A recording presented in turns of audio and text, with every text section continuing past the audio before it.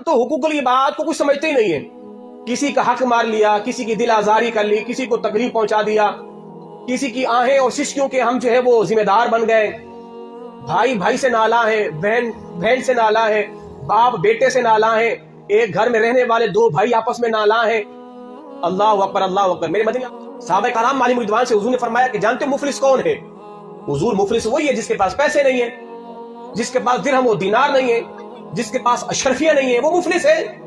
हुजूर ने फरमाया नहीं, ये तो दुनिया का मुफलिस है ना, कयामत का मुफलिस कुछ और ही होगा। हुजूर कौन होगा?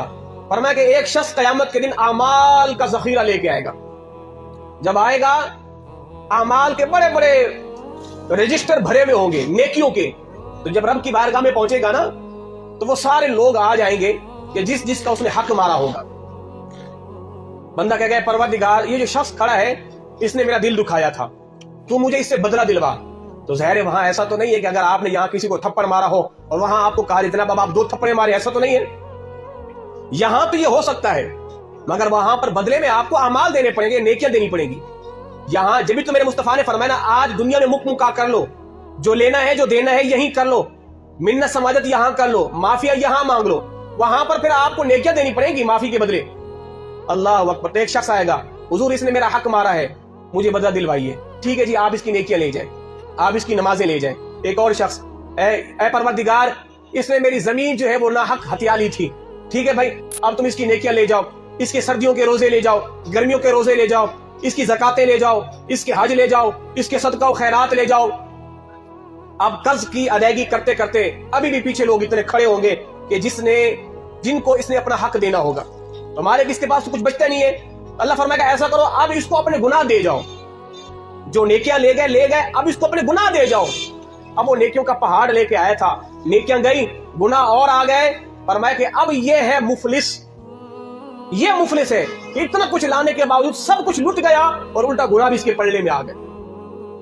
तो ये है हुकूकुल इबाद की वो गलतियां कि जिसे हम कुछ समझते ही नहीं है, हम समझते नहीं है। जनाब मैं तो मजाक कर रहा था, आपकी मजाक से उसका दिल टूट गया है। मैं तो तफरी कर रहा था, आपकी तफरी से उसके आंसू निकल आए हैं। तो ये हुकूकुल इबाद है जिसे हम कुछ समझते ही नहीं है। तो खुदारा हुकूकुल इबाद का भी ख्याल करो और हुकूकुल्लाह का भी ख्याल, और हुकूकुल इबाद का ज्यादा ख्याल करो, ज्यादा ख्याल करो। आज बहन भाई के अंदर वो मोहब्बतें नहीं, भाइयों में मोहब्बतें नहीं, आज तो पराए अपने लगते हैं, अपने पराए लगते हैं। आज माहौल ऐसा हो गया है कि दोस्त जो है वो भाई से बढ़ के लगता है और भाई अजनबी लगता है। एक घर में 2 भाई रहने वाले आपस में अजनबियों की तरह रहते हैं, और दूर से आया हुआ कोई दोस्त, उसके साथ गपशप ऐसी है कि जैसे दूध शरीक भाई हो मेरा, ये अभी हम जुदाई नहीं हुए। मेरे मदनी आका ने फरमाया कि तुम में से बेहतरीन शख्स वो है कि जो अपने घर वालों के लिए बेहतरीन हो। बंदा बाहर वालों के लिए तो बेहतरीन होता ही है ना, अपना काला ऊंचा करने के लिए। तो मजा तो तब है आप अपने घर वालों के लिए अच्छे हो। घर के अंदर आप मुंह चढ़ा के बैठे हुए, घर में आप चौधरी बन के बैठे हुए हैं, आपके मुंह पे 12 बजे हुए हैं, किसी को हिम्मत नहीं होती आपसे बात की, किसी के अंदर जुर्रत नहीं होती आपसे कलाम कर सके, और बाहर आपकी गप्पे शप्पे चल रही है, बाहर जनाब आपकी जो है वो चाय चल रही है, बाहर जो है वो हल्ला गुल्ला हो रहा है। घर में आते हैं तो आपके मुंह पे 12 बजे भी होते हैं।